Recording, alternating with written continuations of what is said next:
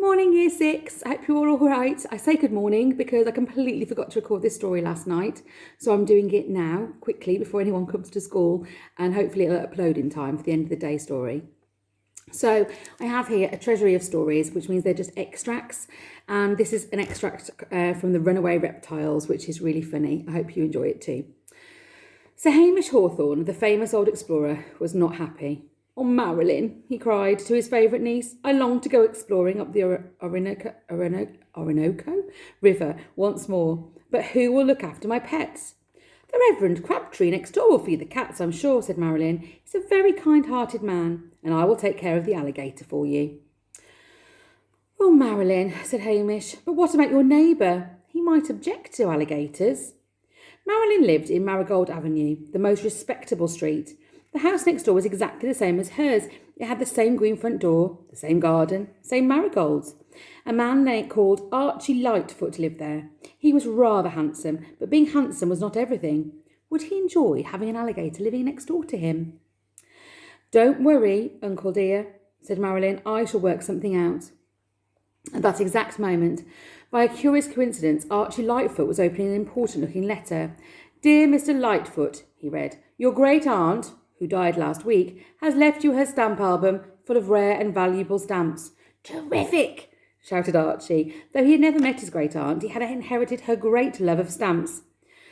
Now it seemed he had inherited her stamp album as well. He read on eagerly. "There is one condition. You must give a good home to your aunt's 22-foot Nile crocodile.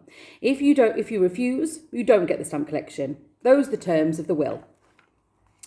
"Oh, what will Marilyn Hawthorne say?" muttered Archie Lightfoot. "A beautiful girl like that will not want a 20-foot Nile crocodile on the lawn next door. I'm going to have to work something out." That night, Marilyn Hawthorne tossed and turned. She could not sleep. In the end, she decided to get up and make herself some toast. She could see the light next door shining on the marigolds. Archie Lightfoot was evidently having something to eat as well. There is something about midnight meals that makes people have clever ideas. And sure enough, on the stroke of 12, Marilyn Hawthorne suddenly thought of the answer to her problem. The next day, she ran up a large blue sunbonnet and a pretty shawl on her sewing machine, borrowed the biggest motorised wheelchair she could find, then she went round to her uncle's house. Before leaving, Uncle Hamish helped his niece settle the alligator comfortably in the wheelchair, packing it in with lots of wet cushions. The big sunbonnet nearly hid its snout, but Marilyn made it wear sunglasses to help with the disguise. "I shan't forget this," Sir Hamish said in a deeply grateful voice. Do you want to have a little look at the picture? We're never too old to look at pictures, guys. "Neither shall I," murmured Marilyn, wheeling the alligator out into the street. As Marilyn pushed the disguised alligator through her front gate, she noticed Archie Lightfoot pushing a large motorised wheelchair through his front gate too. Sitting in it was someone muffled in a scarf, a floppy hat and sunglasses. "My old grandfather is coming to live with me for a while," Archie said nervously with a laugh.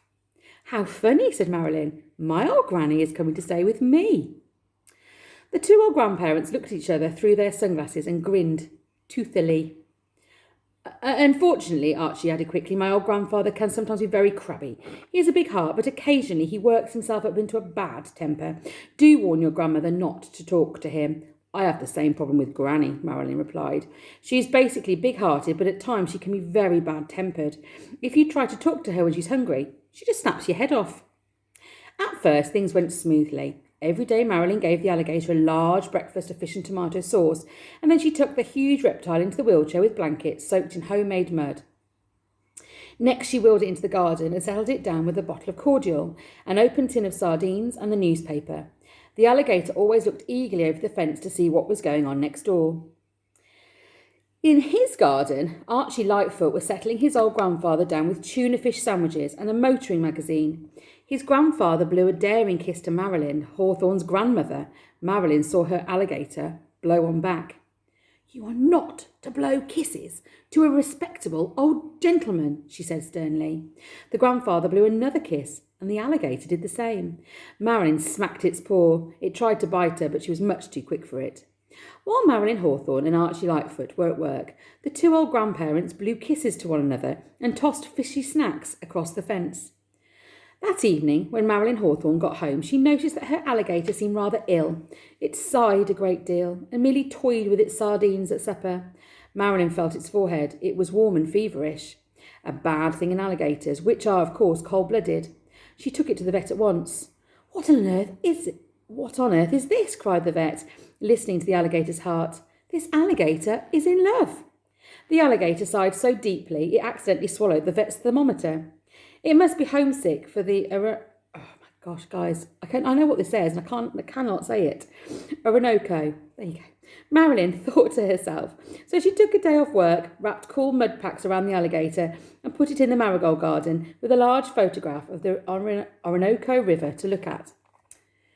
As she was doing this, Archie Lightfoot's face appeared over the garden fence. Oh, I'm ever so worried about my grandfather, he cried. I've had to take him to the vet. I mean the doctor, and he sighed so deeply that he swallowed the stethoscope. I've had to take the day off work to look after my old granny, said Marilyn. She swallowed a thermometer. Coughed Archie Lightfoot, clearing his throat nervously. Perhaps since you were taking the day off work, you might like to slip over and see my stamp collection. I'd love to, replied Marilyn. Marilyn Hawthorne and Archie Lightfoot spent rather a long time looking at the stamp collection. They forgot about their responsibilities. But when they switched on the radio, they were alarmed to hear the following announcement. We interrupt this programme to bring you horrifying news. 2 20-foot crocodiles, or perhaps they are alligators, both wearing sunglasses, are driving down the main road in motorised wheelchairs. Oh no, cried Archie Lightfoot. Oh no, cried Marilyn Hawthorne. And together they ran outside. Their 2 lawns were quite empty. This is serious, gasped Marilyn. Oh, Mr. Lightfoot, I must confess that my grandmother is really an alligator. And my old grandfather's a crocodile, cried Archie. I didn't dream that a lovely woman like you would be fond of reptiles. So here's a picture of the 2 escapees rushing down the road in their motorised wheelchairs. My grandma used to do that, you know. She had a motorised wheelchair and she used to go very, very fast when she shouldn't. We can discuss that later, said Marilyn briskly. First, we must get our dear pets back. Quickly, they climbed into Marilyn's sports car and took off after the runaway reptiles. They soon saw them whizzing along in their wheelchairs. Overhead, the police helicopter hovered with several policemen and the vet inside it. It's very strange, said Marilyn, but they seem to be heading for my uncle's house. I do wish Uncle Hamish were at home. He would know what to do in a case like this. The runaways turned into the street where Marilyn's uncle lived, but they did not turn in at his gate. Instead, they went through the next door gate, straight to the home of the Reverend Crabtree. Imagine Marilyn's surprise when she saw her Uncle Hamish sitting on the veranda, showing the Reverend Crabtree his souvenirs of the Orinoco. Uncle, I didn't know you were back, she exclaimed.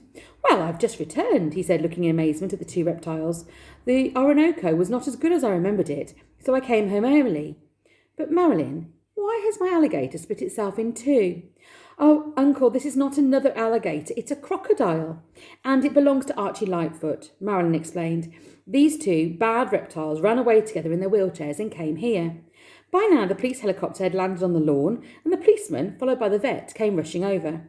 Don't hurt them, the vet was shouting. They are not very well. They are in love. Ah, said the Reverend Crabtree, I understand. They have eloped and they wish to get married. The crocodile and the alligator swished their tails and snapped their jaws as one reptile, to show he was right.